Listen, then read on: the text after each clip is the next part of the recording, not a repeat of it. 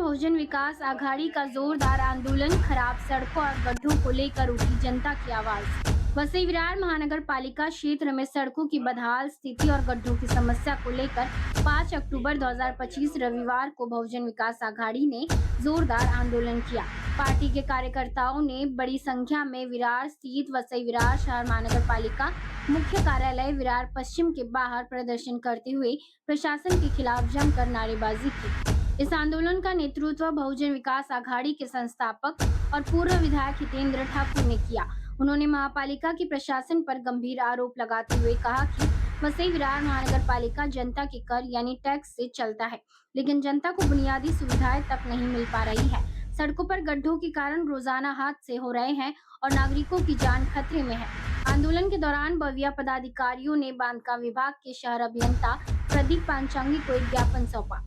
ज्ञापन में सड़कों की तत्काल मरम्मत और गड्ढों के स्थायी समाधान की मांग की गई। साथ ही चेतावनी दी गई कि यदि 15 दिनों के भीतर कोई ठोस कदम नहीं उठाया गया तो आंदोलन को और तेज किया जाएगा।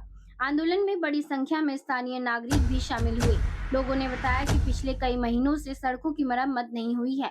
बारिश के मौसम में हालत और भी खराब हो गई है।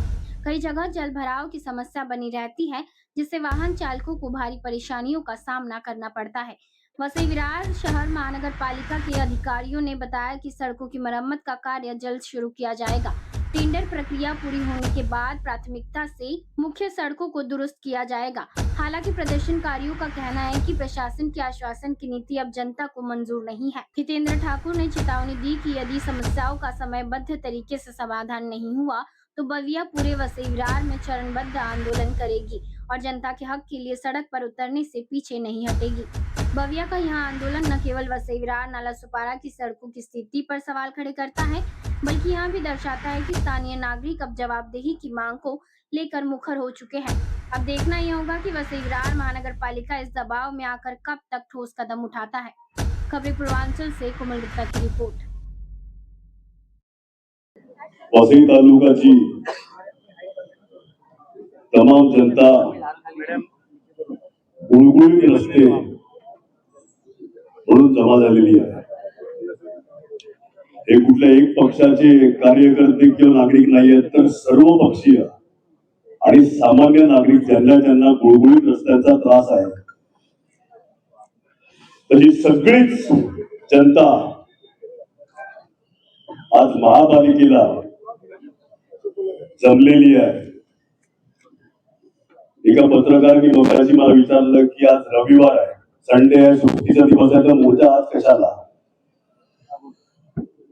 सामान्य माणूस नोकरीला जाणारा त्यांची विनंती होती की रजेच्या दिवशी घ्या, आम्हाला पण या मोर्चामध्ये सहभागी व्हा।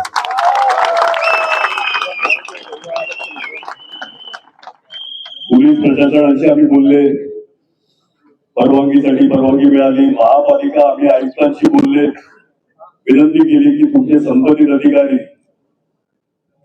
आमच्या मोर्चाच्या दिवशी महापालिका जरी बंद असली तरी आज सगळे संबंधित अधिकारी घरी हजर पाहिजे। आहेत का अधिकारी? एएमसी डीएमसी सगळे महापालिकेमध्ये आज आहेत। माझ्या पत्रकारांनी मला विचारलेला गैरसमज नको की सुट्टीवर महापालिकेला कशाला मोर्चा आणला। अधिकारी आमचं म्हणणं ऐकून घेण्यासाठी उपलब्ध आहेत। आज मोर्चा कशाला? पहिल्यांदा रस्ते खराब झालेत का? अजिबात नाही। फक्त वसई तालुक्याचे रस्ते खराब होतात का पावसाळ्यामध्ये? अजिबात नाही। सगळ्यांची लिस्ट काढा, आमदार खासदार आजपर्यंत झालेले त्यांच्या त्यांच्या विभागामध्ये, बाजूचा विला भाईंदर असेल, ठाणा असेल, मुंबई असेल, तुम्ही शहर गाव पकडायचं आणि जाऊन तिकडे परिस्थिती बघायची। आज मुंबईला जायला पण रस्त्याने हिंमत करते 6-6 तास।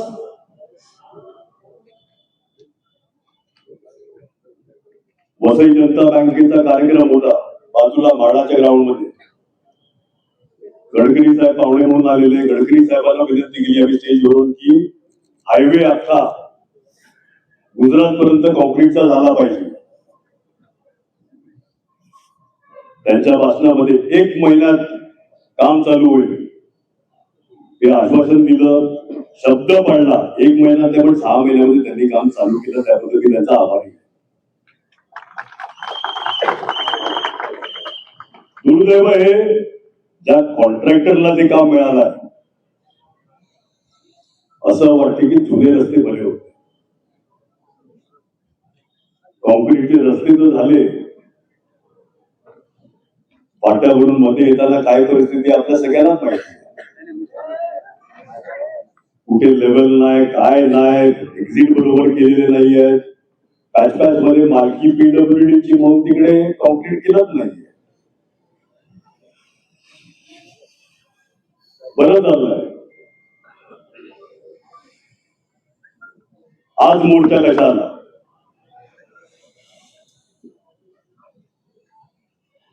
प्रताप नाईक सारखे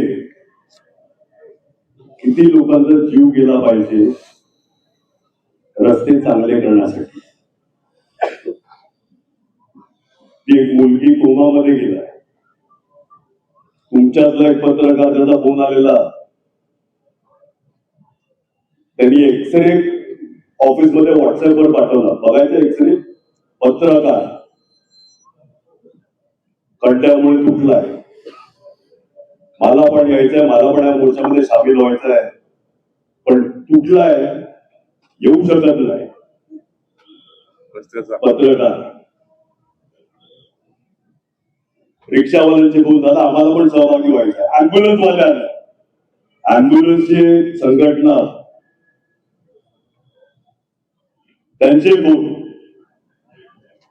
की दादा बाकी सगळं ठीक आहे, पण अँब्युलन्स जाण्यासारखी पण रस्ते राहिले नाही.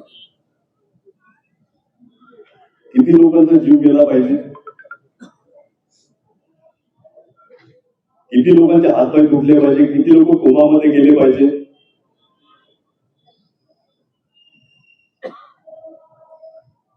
एक आठवडा आधी मोर्चा काढायचं हे डिक्लेअर केलं.